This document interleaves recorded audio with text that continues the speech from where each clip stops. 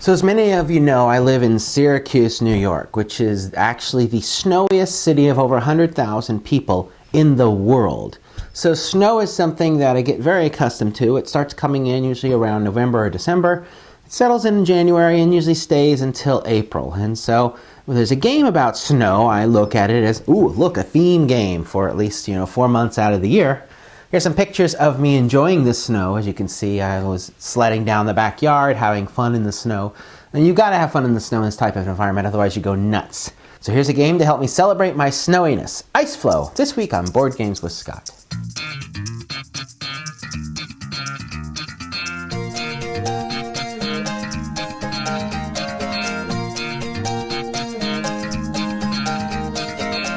Hi there. Welcome to Board Games with Scott. This is a regular video series where I take games and explain it and describe it and lightly review it, and my goal is to help you decide if it's a game that you might want to go out and purchase.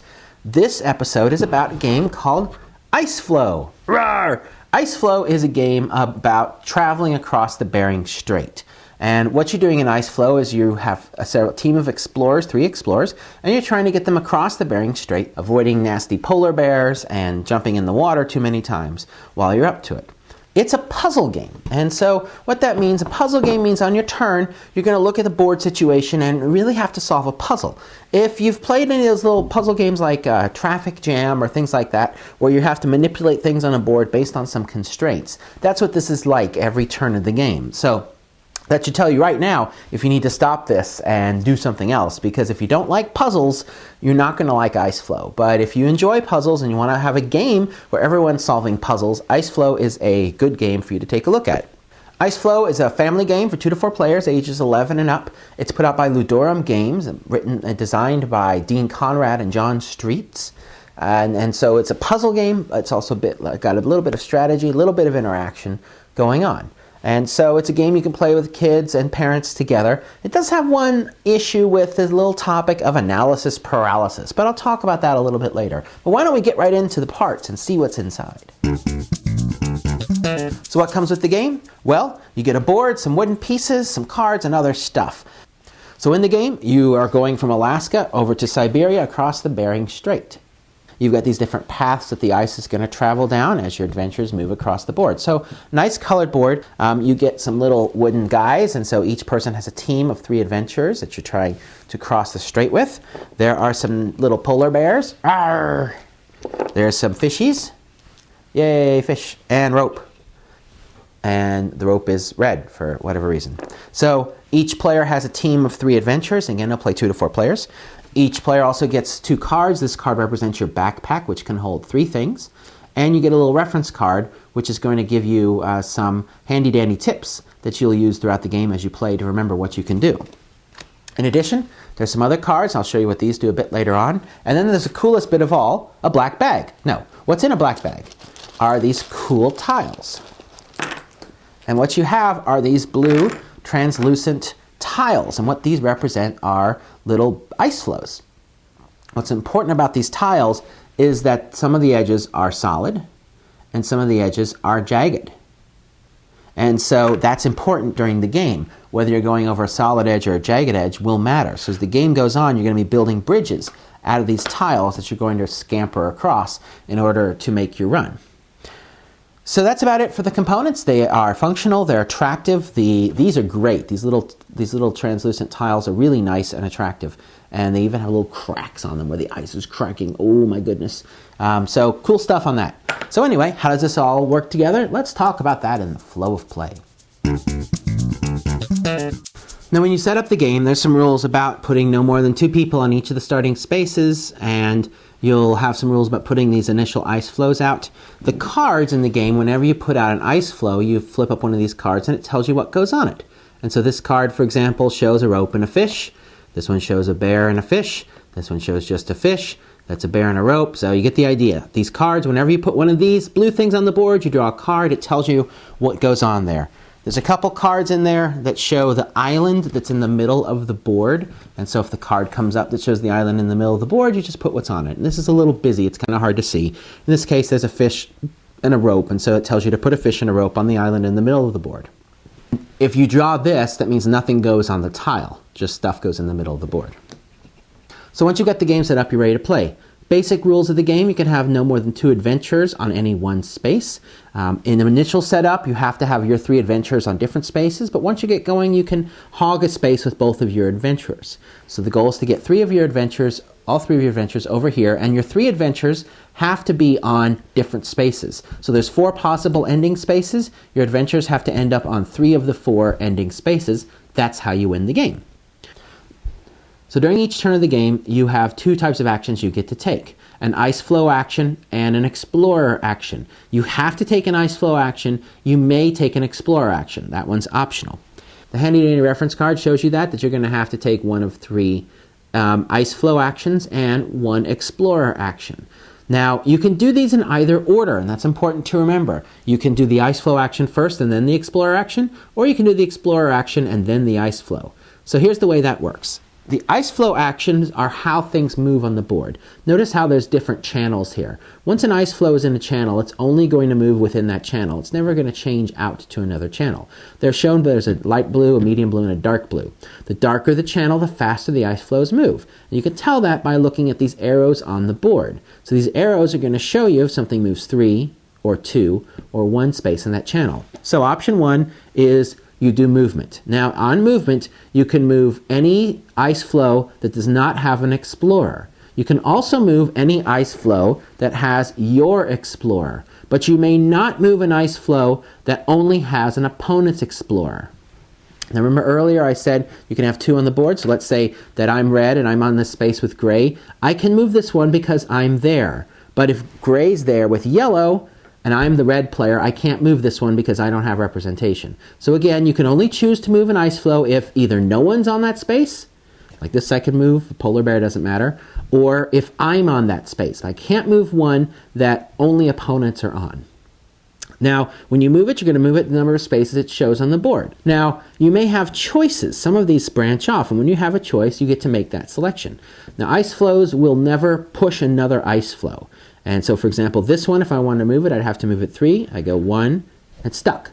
So it can't go that way. And so it's not going to move any further that turn. And that's okay too. If an ice flow goes off the board, then the stuff on it's returned to the supply. An ice flow with explorers will never go off the board. It'll get to the edge and just stop. So that's option 1. Pick an ice flow and move it. Option 2, rotate an ice flow. I noticed earlier I pointed out how some of the ice flows, they all have smooth edges and broken edges. And so you can rotate it 1 twist, either clockwise or counterclockwise. And that's another option, is rotating the ice flow 1 twist. Just like with movement, you can only rotate ice flows that have no explorers or your own explorers. The third thing you can do is create a new ice flow. Now on the board there are spaces where ice flows come on. They're indicated by small translucent ice flows, just like the things themselves. And so if you're going to create a new ice flow, what you do is you take one at random out of the bag, and then you flip a card, and that shows you what comes on it. So let's say I got this card, which shows I get a fish, a rope, and a bear. I then choose where it goes, and I choose its rotation. So for example, there's a new place right up here at the start, where some of the guys start. So I may choose, well, I'm going to put it there to make life easier for me to come in next turn, and then it gets whatever it was on the card. And so that's a third thing. So again, ice flow action. 1, move an ice flow on the board. 2, rotate an ice flow 60 degrees, 1 click. Or 3, introduce a new ice flow, pull one out of the bag, draw a card, load it up, and then pick one of the 8 spots to bring it on. The only way you're going to get new supplies in the game is by bringing on ice flows. So that's going to be important to do as the game goes on, because you're going to be greedy little explorers and run around and grab stuff. And the only way you're going to get a lot of new stuff is to bring stuff on. So sometimes you're going to have to do that. Now the second thing you do is an explorer action. So an explorer action, most typically what you're going to do is move. An explorer can move as far as they can in a turn. Now earlier I told you about the backpack. The backpack can carry up to 3 items. Things that are in your backpack at the beginning of the turn can enable you to move further. But if you pick up stuff during the turn, you can't use it to then move. So during an explorer action, you're going to pick 1 explorer, you're going to move that explorer as far as you wish, or not at all, and then you can pick up a single item from the space where you land. Now there's some other things you can do. If you have a rope and you need fish, you can go fishing, which means you discard the rope from the explorer and you take 2 fish instead. So that's one option. That's one option that you have also. So during the explore phase, you can either move and explore and pick something up, which is most typically what you do, or go fishing, where you turn in one rope and you draw 2 fish. Now let's talk a little bit about movement.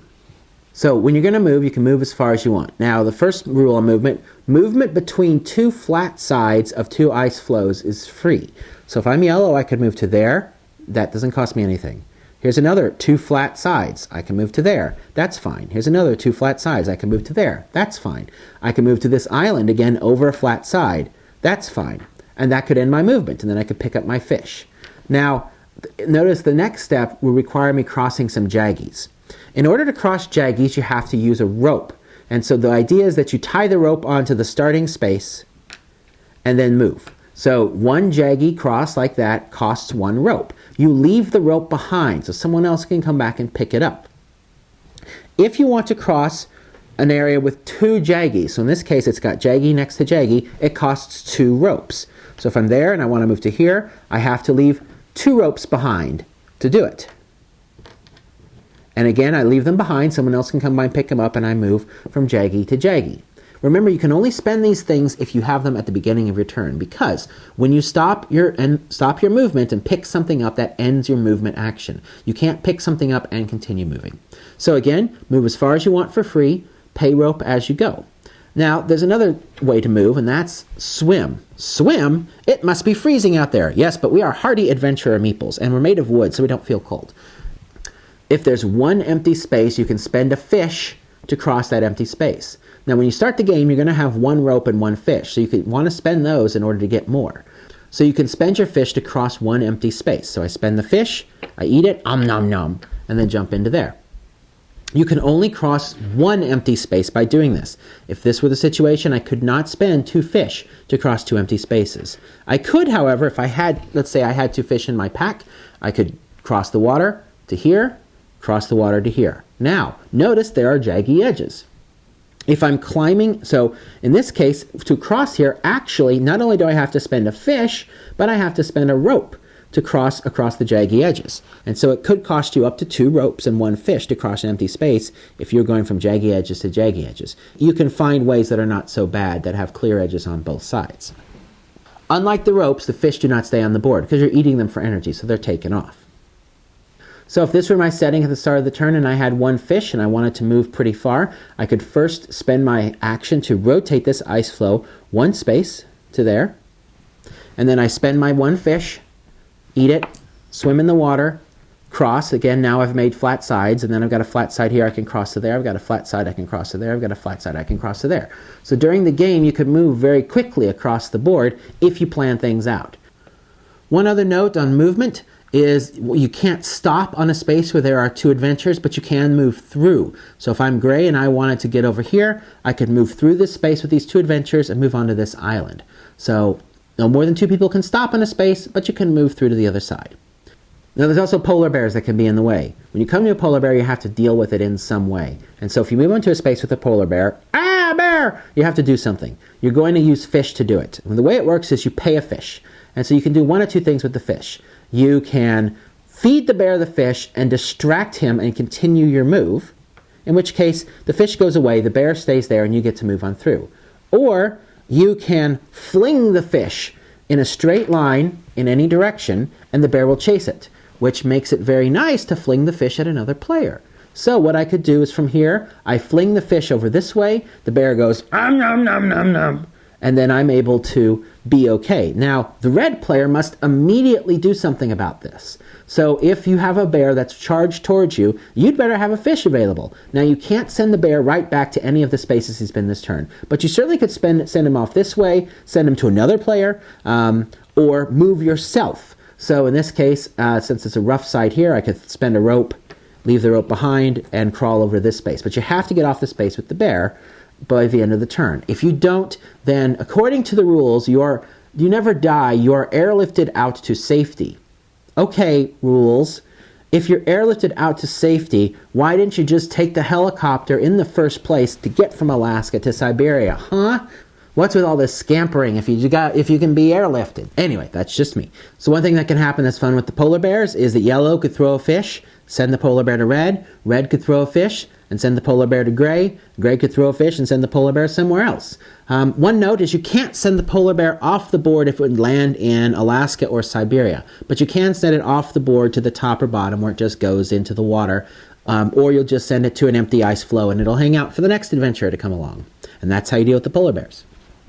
So the back of the reference card reminds you that you can use your rope to either climb over rough ice or go fishing and get 2 fish. And you can use a fish to either swim through 1 square or to distract a polar bear. The final goal of the game is to end up with 3 of your adventures in Siberia on 3 different spaces. So if a yellow had one here and here, yellow would have to end up as 3rd person on one of these 2 spaces. And if you can do so, you win. Hooray! And everyone else says bad words. Boo! One playing tip on ice flow. Don't leave one guy stranded at home base while you run your other 2 to the other side. The reason is that you'll have no way to get new resources easily if you do that.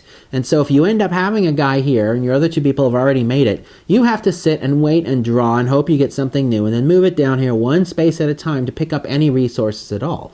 And so you can really put yourself in trouble if you leave some guy behind without access to resources. So my big advice is move together as a group, making sure you don't leave anyone behind. Leave no explorer behind. So that wraps up Ice Flow. Now, I like puzzle games, so therefore I liked this game. I enjoy games where you're solving puzzles, you're making plans, you're looking into the future, trying to figure out what would go on, and so I like that. I like the theme of the game. The theme is fun. Jumping off the ice, sending polar bears at each other. That's an entertaining component of the game. The biggest problem with the game is the potential for analysis paralysis, otherwise known in the board game community as AP. Analysis paralysis is where you stare at a board situation and you go, and your brain locks up and you just can't think. There's too many options, and this is a game like that. There's lots of places you can move your people, and so sometimes you can get stuck in this analysis paralysis mode and you just can't break out of it. And you just say, fine, I'll just move something and move on with the game. I find this game is fun with kids and families, and so if you like puzzles and you're okay with people that get brain locked, and there may be some downtime while you wait for these brain locks to fall apart, then it's a game you can take a look at. If you don't like puzzles or you fall into that analysis paralysis category, it may be a game you want to avoid. So that's about it for Ice Flow. A little public service announcement. I want to let you know I'm doing another type of video series called Scott Stuff. It's over on YouTube in the place where I used to put Board Games with Scott, under the S. Nicholson account. And what they are, I do several a week. They're short videos that run 3 to 5 to 8 minutes, no more than 10, because that's all YouTube allows, which is why I don't put Board Games with Scott there anymore. YouTube. But sometimes I do board game reviews, but also other times I talk about things in my life, like being a librarian, or my research with libraries and games, or concepts of gaming, or travel. And so if you want to see more little snippets of Scott, go check out Scott Stuff over on YouTube under S. Nicholson. So, enough of that service announcement. I'll let you go. Thanks for joining me, and I'll talk to you another time. Bye-bye.